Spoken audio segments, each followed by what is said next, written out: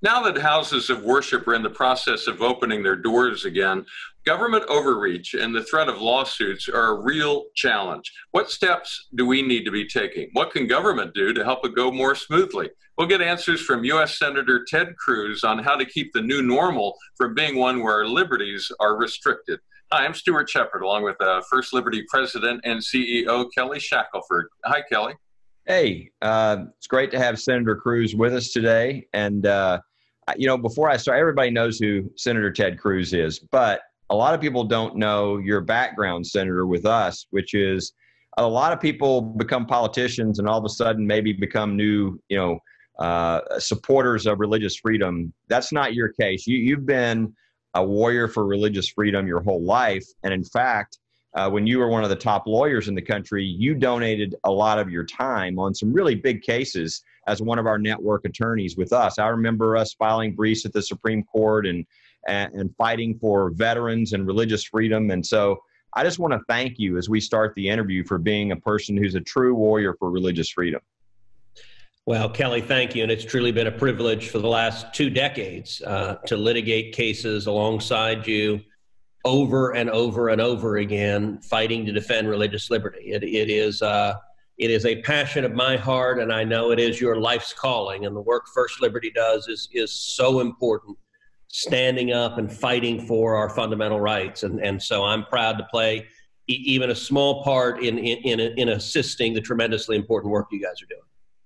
Well, I can't think of anybody better to ask this question because everybody's thinking about this. I mean, you're not only a senator, but you've argued like 10 cases at the Supreme Court. You have a very extensive constitutional background, and everybody's watching what's the new normal going to be as regard to our freedoms. How would you lay out for people kind of the powers of what's going on? What is a proper balance? And are we in real danger of losing our freedoms in the new normal? So I do think we're in danger of losing our freedoms, and it may be best to start with just some first principles. First of all, government clearly has the power to take reasonable common sense steps to stop an infectious disease. You go back to the beginnings of our country, the beginnings of our Constitution. If there was an outbreak of an infectious disease, government had the authority to take people and forcibly quarantine them. And quarantining someone is a severe act of police authority to prevent your movement, to isolate you. But it's long been, if there is a dangerous infectious disease, that has long been accepted as within the permissible sphere of government authority. Where the problem comes is on the extremes, when that power is abused. And we have been seeing instances all across the country where that power is abused. We have seen instances, for example, 2 weeks ago, I went up to your hometown, went up to Dallas to get a haircut. Now, getting a haircut is normally that big not that big a deal, but it so happened that I went to get a haircut from Shelley Luther. Now, as you know, Shelley is a local small business owner. She owns a hair salon. And she decided to open her hair salon because the women and men who work with her, they needed the money. They needed to provide for their family. So she opened the hair salon, and the local officials came down on her like she was Bonnie and Clyde. And she was prosecuted and sentenced to jail for 7 days in jail for the crime of cutting hair. Not only that, the judge, who is an elected Democrat, at her sentencing hearing, the judge demanded of her to apologize to the elected officials whose orders she had disobeyed. Now, I got to say, Kelly, who the heck does that judge think he is? This is America. Citizens don't apologize to elected officials. It works the other way around. We work for you, not, as sometimes some of these clowns seem to forget, the people working for the elected officials. Shelley ended up serving 2 nights in jail, which was a frightening experience for her. Thankfully, 2 things happened. One, the governor stepped in and modified his order to make clear that no one should serve jail time as a consequence. That was an important change. I'm glad the governor did that. And then two, the Texas Supreme Court stepped in and ordered her released from jail. And that was on a Thursday night, or Thursday afternoon, actually. And so Friday morning, I flew to Dallas, went up there to get my hair cut. And I did it, well, I hadn't had a haircut in 3 months because of the whole quarantine. So I was starting to look like the Bee Gees. You'll appreciate this, Kelly. Heidi told me that she thought another month and I would have a full-on mullet going. So the haircut was needed, but it was also meant to be a statement of thank you for the courage that Shelley showed standing up to an excessive abuse of power. And we've seen that pattern repeated over and over and over again. Crisis reveals character, and we are seeing the character, frankly, of some jackbooted authoritarians who are willing to abuse their power. It's one thing to put reasonable public health restrictions in place. It's another thing to arbitrarily trample on liberty, and that's where First Liberty, that's where so many who exist to defend the Bill of Rights and our freedoms has to step in and push back.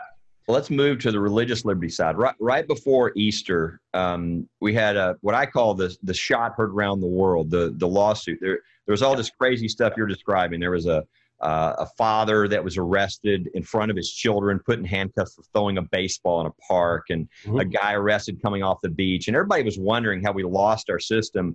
And it was really the first lawsuit in the pandemic. We filed the one in Louisville on behalf of the church that was told they couldn't have a drive-in service when they were in their cars on Easter. Yep. And we won just a really significant, the first case of its kind, and it was really strong too. And we're still having to fight those cases. We're now doing in-person church that's safe, and we're winning those cases around the country. But I just want you to talk about how you see the religious freedom battle, what you see, happening and maybe happening in the future, and then also speak to the importance of judges, because the judge in our case in Louisville was Judge Justin Walker, who I know is before you guys right now up for the D.C. Circuit position, and how important it is to have really good judges. Well, when it comes to religious liberty, I mentioned that crisis brings out someone's character, someone's natural inclinations. We have seen, sadly, there are these politicians on the left who hate faith, who have a demonstrable antipathy to people of faith, to Christians, to observant Jews, to anyone for whom faith is anything real and tangible in their lives. And that's manifested, for example, Bill de Blasio, the mayor of New York, repeatedly has demonstrated an over-eagerness, a zealousness to target people of faith. Several weeks ago, he put out a statement that said, if a church or synagogue meets, you risk being permanently closed down. Well, as you know, Kelly, no tin pot mayor has the power to permanently close down any church or any synagogue. And the fact that they are licking their lips trying to put a padlock on the church demonstrates that level of antipathy. And it's interesting, de Blasio keeps sending these tweets, in particular attacking Jewish people, observant Jewish people. That there was a funeral for a respected rabbi that people went to. As I understood it, they stayed 6 feet apart. They tried to observe the rules and be safe. And the mayor personally supervised breaking up the funeral, and then sent out a tweet directed to Jews that we will come after you. Now that, when that happened, I actually asked the Department of Justice to intervene and investigate, because that was starting to be a pattern of anti-Semitic action targeted at those who were observant Jews. The case you talked about in Louisville, Kentucky, very important case. There was a similar case also in Mississippi. In both instances, there was a drive-in church. People wanted to go to church, but they also wanted to be safe. They wanted to respect the public safety rules. And so the compromise they reached is, all right, well, let's drive in our cars. We'll leave the doors closed, the windows up, so we won't be within 6 feet of each other. And we'll listen to the pastor on the radio. And I have to say, that's actually a pretty ingenious way to be able to worship and also render unto Caesar what is Caesar's. It was, I think, a very clever solution. And in both instances, local authoritarians sent in law enforcement to go and ticket everyone for sitting in their cars. That's absurd. That is targeting and singling out people of faith because they are people of faith. And as you know, the very first liberty, as the name of your group acknowledges, the first liberty in the first clause of the First Amendment of the Bill of Rights is religious liberty. You don't get to single out and persecute religious faith and the exercise of religious faith.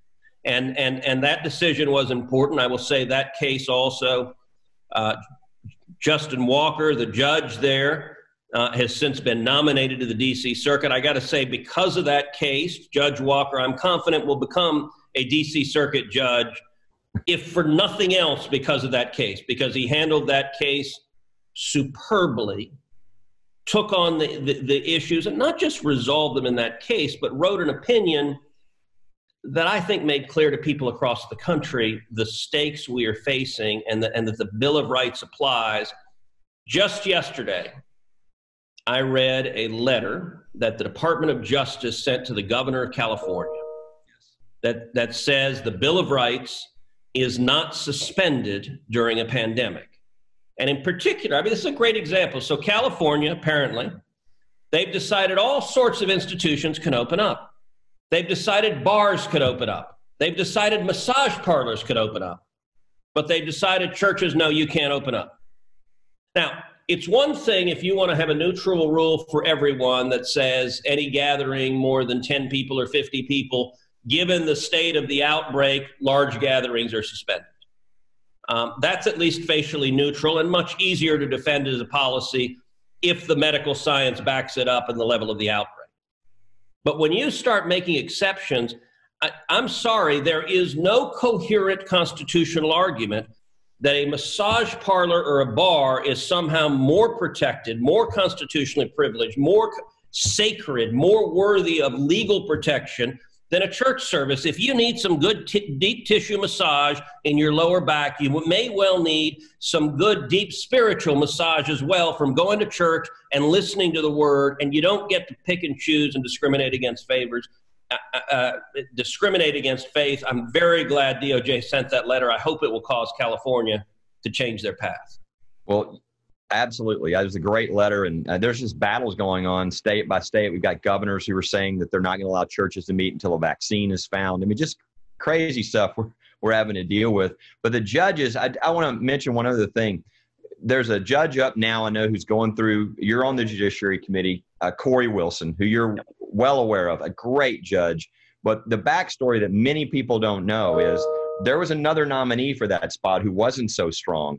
And we spoke up and did what we could. But the key to stopping the not so good judge and getting now the really good judge who's about to be, I think, confirmed is because of you and Senator Hawley and your willingness to stand up. So I just want to say thank you. People don't see what you're doing on the Judiciary Committee, but I think it's so important to the future of our country getting these great judges on the court. Well, Kelly, thank you. And your work was very important with that judicial nomination. And I'll say to everyone watching that Kelly and I have been working together and working closely on these matters for 2 decades. I mean, we met back in 2000 at the 2000 Republican National Convention when Kelly and I were both working on the national platform together. And then that's when we first met and started dealing with each other. But we really started working closely together and we became friends 3 years later when I came back to Texas and I was the Solicitor General of Texas, the chief lawyer for the state in front of the U.S. Supreme Court. And we began working on religious liberty cases one after the other after the other. So the Ten Commandments case in Texas, where we defended the Ten Commandments monument on state capitol grounds, I asked Kelly to help lead the amici in that case, the friends of the court that we brought in to support Texas. We won a landmark 5-4 victory at the U.S. Supreme Court. That sort of cooperation's been going on 20 years with the judge on the Fifth Circuit that he's talking about. This judge had a really problematic decision on religious liberty. Kelly and First Liberty focused on it, highlighted it, brought it to my attention, brought it to others' attention. I dug in deep. I sat down with the judge in question and spent probably 30 minutes pressing into the details, going through the briefs in that case. and it ultimately became sufficient that I wouldn't support him, other senators wouldn't support him, and so his nomination was drawn, and instead we've gotten what I think will be a much, much stronger and more reliably constitutionalist judge on the Court of Appeals. That's a battle First Liberty really led, and I was grateful to be a part of it. As churches are beginning to open their doors, houses of worship are beginning to open their doors, one of the questions we'll face, and you've dealt with this a little bit, I'd like you to unpack it a bit more.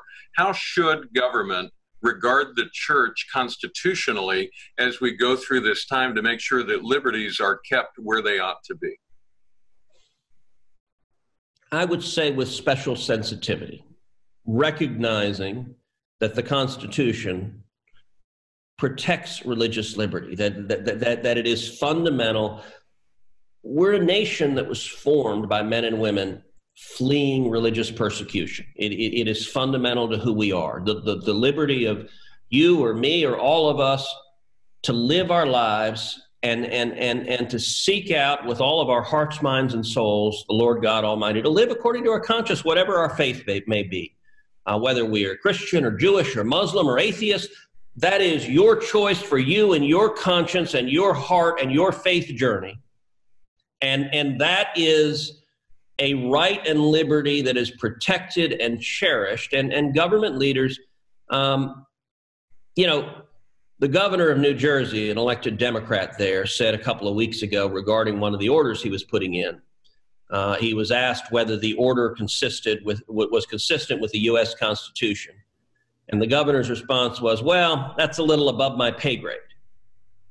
Well, no, it's not. To become governor, that governor of New Jersey, just like every one of his predecessors, put his hand on a Bible or whatever else he put his hand on, raised his hand, and took an oath to defend the Constitution of the United States. And that oath means something. And part of what that oath means is defending religious liberty and not allowing it to be singled out, to be persecuted, to be treated in any way as a second-class citizen.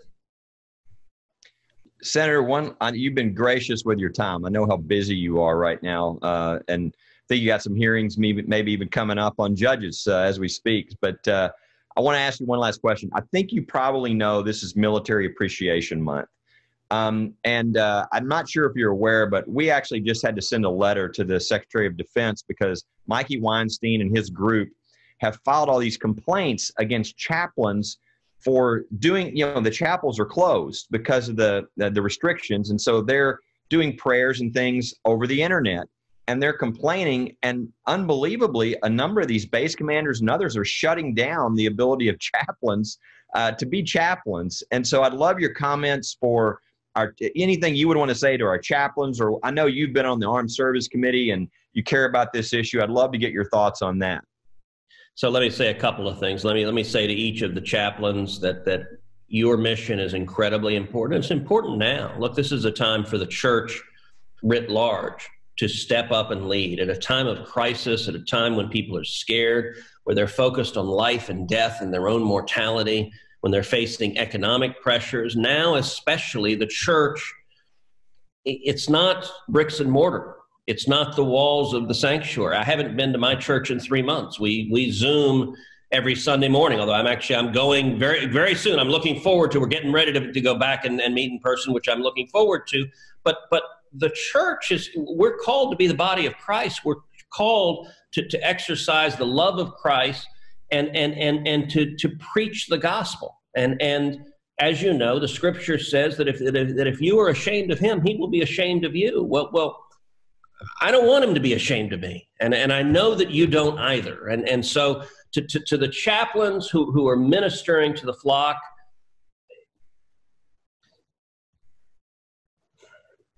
so during pandemic, we started something with Heidi and I started with the girls, where every night we're reading typically 3 chapters a night from the Bible. We're reading it out loud. Even when I'm in DC, we're doing it over Zoom.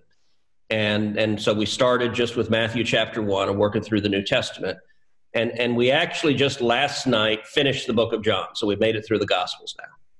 And the last chapter of the book of John, as Jesus is getting ready to ascend, he turns to Peter and says, "Peter, do you love me?" And Peter says, Lord, you know that I do. And Jesus says, then feed my sheep. And 3 times he has that exchange. Peter, do you love me? Lord, you know that I do. Feed my sheep.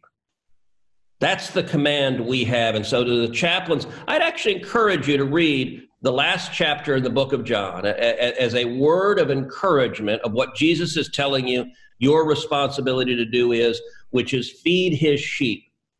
And there is nothing in the military code that silences your right, your responsibility to speak, to preach the gospel, to be a chaplain. There is a reason that we have chaplains. The Senate Armed Services Committee, year after year, I have written into law protections for the religious liberty of chaplains. That continues to be a deep passion. Kelly, I'm going to follow up with you as we have on so many others. If you know of specific bases and specific commanders that are restricting chaplains, I want to know, because we're going to get involved in that, because that is not right. That we cannot and will not be silencing chaplains. And if a commander is doing it, that commander is not following the law, and it won't stand. Well, we'll definitely get you that information. But I just want to thank you. Thank you, number one, for giving your time today. But thank you, more importantly, even for your stance for the Constitution, for religious freedom, just your willingness to stand up no matter what the consequences for what is right. There aren't a lot of politicians like that. You're a rare one, and I'm really grateful to have you as my senator in the state of Texas, and wish you the best this week. And if we can ever help you, we always want to. God bless you. Well, thank you, my friend. God bless, and keep doing what you're doing. Keep fighting on the front lines to defend our religious liberty. It matters tremendously, especially right now.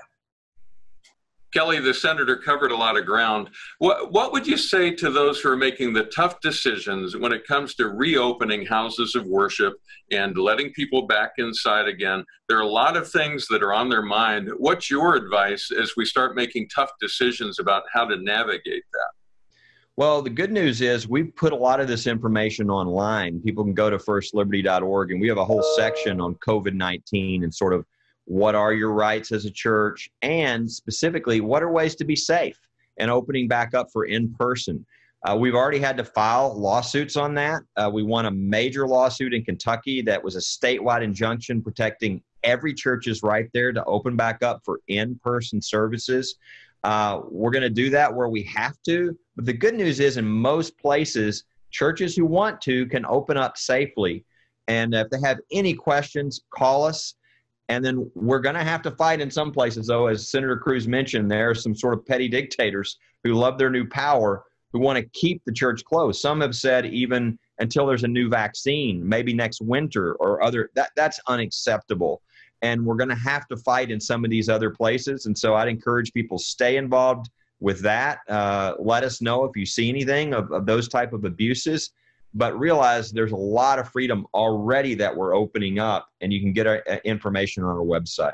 And First Liberty has also sent a letter to Congress asking for protections for churches against frivolous lawsuits and just kind of slapback lawsuits. Tell us about that. Yeah, there are already a lot of litigation going against, let's take example, cruise lines.